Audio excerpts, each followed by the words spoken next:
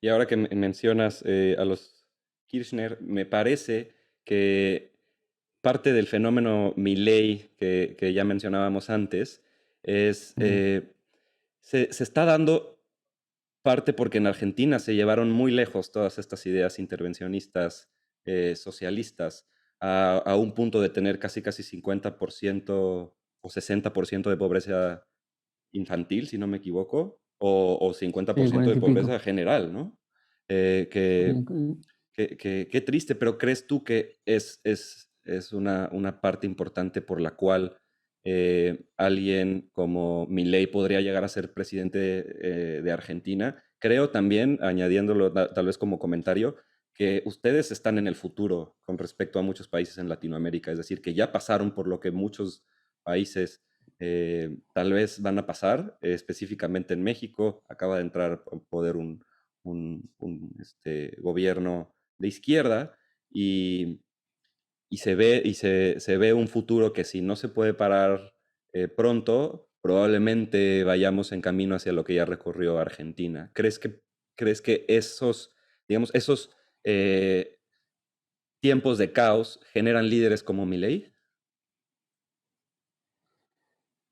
Yo no sé en qué proporción, pero seguramente cuando se toca a fondo, que siempre se puede llegar al gulag soviético o a Cuba, digamos, ¿no? Ya lo de Venezuela, que Venezuela decía, nunca vamos a hacer Cuba, Sí, sí. y los argentinos, en lo que a uno se le paran los pelos de punta, como diciendo, nunca vamos a hacer Venezuela. Y nada es inexorable, Faro, es lo que te quería decir.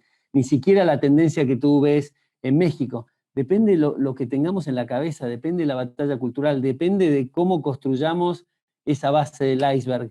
Y en definitiva se va a hacerlo. Suponte que el futuro de México dependa de dos personas que somos nosotros, suponte que somos la población de México, y se van a hacer cosas distintas.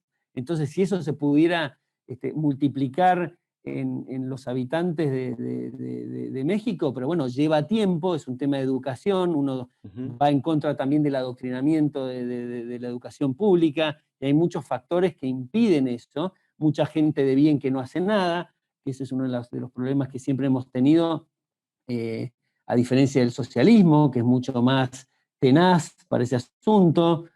Hay mucha gente, creo que de buenos valores, que cree que no ve la conexión de la protección de su propio esfuerzo, el futuro de sus hijos, con lo que él tiene que hacer, y se dedica, como digo, a vender libros o a arbitrar en sus negocios de la bolsa y piensa que no hay ninguna relación. Yo Ujú. siempre lo conecto con Braveheart, la película de Mel Gibson, cuando veía uno estas luchas en campos de Escocia, lindísimos, pero los tipos luchando cuerpo a cuerpo en batallas sanguinarias. Entonces me llevaba a pensar la diferencia de en ese campo de Escocia, tan lindo y tan pintoresco, estar así luchando cuerpo a cuerpo o estar jugando al golf, se debe al tema de la batalla cultural y que la gente comprende ideas que permiten estar en un clima de paz, de respeto a la vida, a la libertad y la propiedad. Pues eso es justo por lo cual quise empezar este podcast y te doy las gracias por ser tan generoso y por aceptar platicar conmigo. Me parece un momento perfecto para cerrar con la siguiente pregunta, que, que como ya te comenté, la mayoría de mi audiencia son artistas, son creadores o emprendedores, son personas que deciden no seguir un camino laboral o profesional em, como empleados, sino ser dueños de su tiempo y de su trabajo. En ese sentido, el empresario o el emprendedor es muy similar al artista que desea tal vez empezar algo desde cero, crear algo con sus ideas y con su propio mérito y tal vez después poco a poco empezar a crear algo que sea más grande que él mismo, haciendo equipo con otras personas que tengan la misma visión, etcétera. Y la pregunta es, ¿qué le dirías a un joven latinoamericano, tal vez de 15 años, que tiene inquietudes hacia el emprendimiento, hacia la creación, em, pero también tiene duda y confusión respecto a la moralidad del capitalismo, a la moralidad del emprendimiento, que tal vez está un poquito confundido con respecto a el rol del Estado, em, todo esto que acabamos de platicar y que tal vez está atrapado entre la espada y la pared, entre decir, yo no tengo un lugar en esta sociedad o en este sistema porque no quiero tal vez entrar en un rol de empleado, de tener un trabajo que no disfruto, pero al mismo tiempo no sé por dónde yo volverme independiente, volverme autónomo,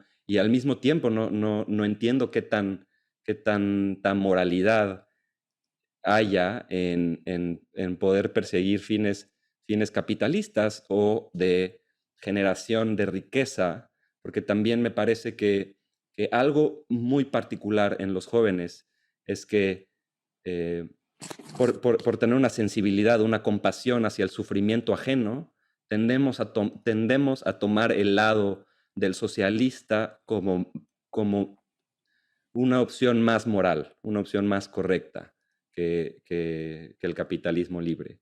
Y para mucha gente Ujú. puede ser, yo tuve un momento de mi vida donde eso me pareció perfectamente claro, perfectamente lógico y, y nada, y 100% algo que era superior en lo moral, por así decirlo, vinculado al tema de una sensibilidad al sufrimiento ajeno.